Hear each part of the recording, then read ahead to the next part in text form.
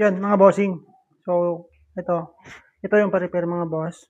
May technique kung ituturo. Hindi naman technique yun. Ah, yung proper way na para mailagay nyo ito dito sa kahoy ng tama na hindi yung, di ba, halimbawa bubutasin nyo ito. Ngayon, paano nyo ba malalaman yung eksaktong ganyan, no? Hindi yung nakagano, hindi yung nakagitna ng konti, dapat eksakto lang. So ito, technique mga bossing. Ito kasing ginagawa ko, alam ko na yung measure. Ito yung rewind ko mga boss. Tapos, ito naman yung pa-repair. Ang laki mga boss. Ang laki, ang bigat. Siguro nasa ano to, 2 kilo mga boss. Sobrang bigat. Ngayon, para makuha nyo mga bossing, para makuha nyo yung eksaktong gitna niyan, na hindi tatama dun sa may box na dito sa gilid. So yan, ito.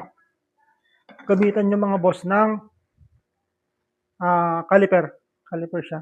Ngayon, alam nyo ito ng karamihan. Yung mga hindi nakakaalam. Pwede yung skip yung video pag alam nyo na. Sa mga hindi pa nakakaalam, para sa inyo to. Kunin nyo ito mga boss. Kunin nyo itong taba nung bugi. So yan. Pag nakuha nyo ng ganyan, maglagay ka ng counting allowance mga boss. Iangat nyo ng kaunti. Yan. Yan. Sakto na yan. Meron na siyang allowance. Ngayon, tignan nyo dito yung crocod niya. Measure niya mga boss. Ayan, no? Ayun. So, pwede nyo, kung yung kwansa na manual na caliper, meron siyang lock. Pwede nyo na siyang ilock.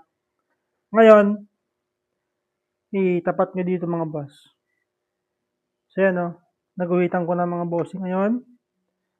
Tapos yung kabila niya, ganyan naman, ayan.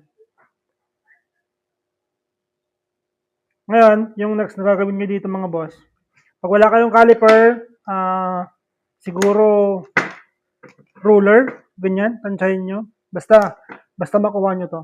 So, pag nakuha nyo na yon, yung next na gagawin ninyo, X nyo lang mga boss.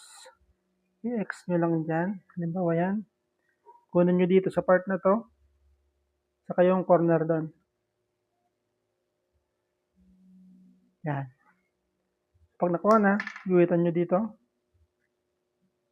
Next. Ay, hindi ito tumapat. Next is yan. Ito naman. Saka yun. Yan. So, ito mga boss. Ito yung bubutasin ninyo. Yan, sa lagay na yan, hindi na yan, halimbawa yan, hindi na yan, may allowance na yan dito. Hindi na yan tatama dun sa side na box nung aparato. So yun lang mga boss. Sana nakatulong. God bless.